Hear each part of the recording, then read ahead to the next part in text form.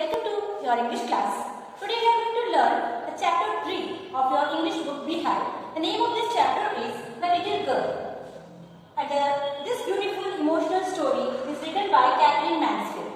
Students, in this story, there's a little girl, as the name of this chapter shows you. Her name is Kezia. This Kezia is very afraid of her father because he was very strict. And what happens with her that changes her absolutely. Let's see this story. Every day when Kezia's father starts for his office, he would come to her, kiss her and say goodbye Kezia.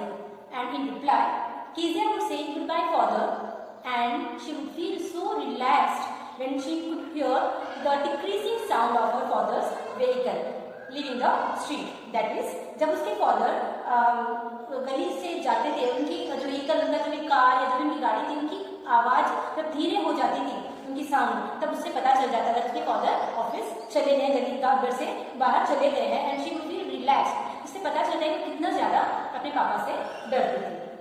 So and in the evening when her father comes back, he would call her mother, bring my tea and where is my newspaper, bring my slippers, okay? And he would order, and Kezia would stand near the staircase and would hear her father's loud voice. उनकी आवाज बहुत ही तेज डरावनी सी थी और Kezia वहां पर चुपचाप खड़ी होकर उनको सुनती रहती. And Kezia's mother would call her and say, Kezia, if you are a good girl, come here, come down and remove your father's boots. Boots means shoes. अपने पापा के shoes उतार दो.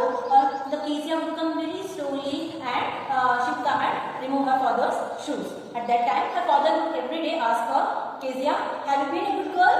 And Kezia was so afraid of her father that she used to get confused what to reply. And she would stammer, I don't know father. And her father would get angry at her. That why she is stammering like this? Why she is giving such a stupid answer?